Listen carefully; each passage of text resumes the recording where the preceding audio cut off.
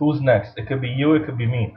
Are you going to be one of the next 250,000 victims from drunk driving? Or are you going to take a stand for the families who've been affected by drunk drivers, who still reminisce about their loved ones, looking at them in photos, depicting their happiness and enthusiasm, all full of dreams, who in the blink of an eye were taken away?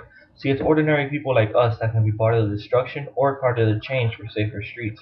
Nearly all single injury and death caused by drunk driving is totally preventable. Solutions vary from simply having a designated driver, enforcing harder penalties on drunk driving, or even counseling.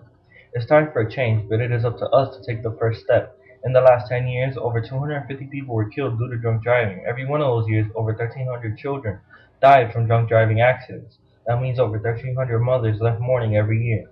To give you a more basic idea of these statistics, every 20 minutes a life is lost in America due to alcohol.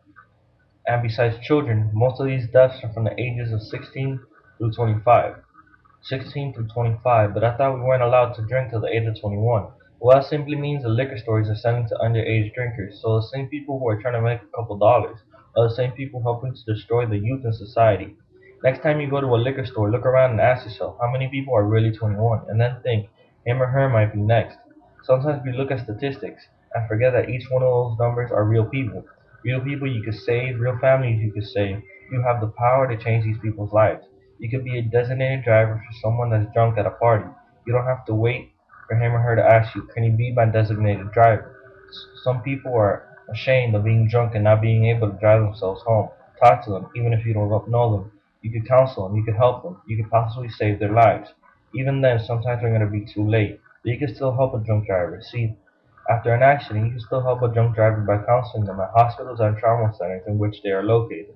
Researchers found that patients who receive standard care only at the trauma center were twice as likely to be charged with a DUI within 3 years of the visit to the center.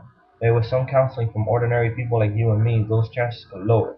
Of course, there are many solutions that we can come together to achieve bigger solutions that can make an instant impact.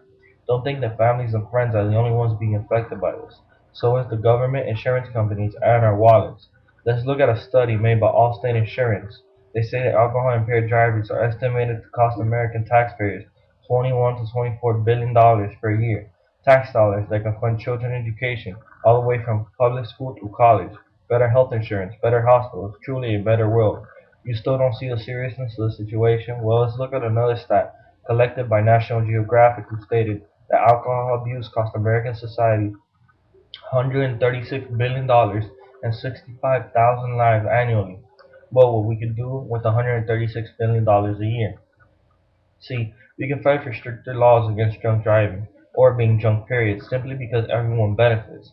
Some changes have been made in some states, but this is a national dilemma, and we still need more changes. Well, now that you know some of the effects that alcohol does to drivers, why not do something about it? In reality, very few things have been done, mostly by mothers who made up MAD is one of the only steps that have been taken to stop drunk driving. MAD stands for Mothers Against Drunk Driving, but the rest of us are just standing around waiting for a solution. We just can't realize that we are the solution. We have the power to stop waiting and start acting. We must demand for a change not only for us but for our children or even for society. But how about the generations to come? For all the victims of these tragedies who are not the people who suffered severe injury or died from the drunk driving accidents, but their families and friends. It will take one step by you and me to get things started. But believe me, it will take all of us to really come up with a solution. So I leave you with one simple question. Will you join me to get rid of drunk driving and make the world a better place? Or are you gonna stand around waiting for a solution while you could be next?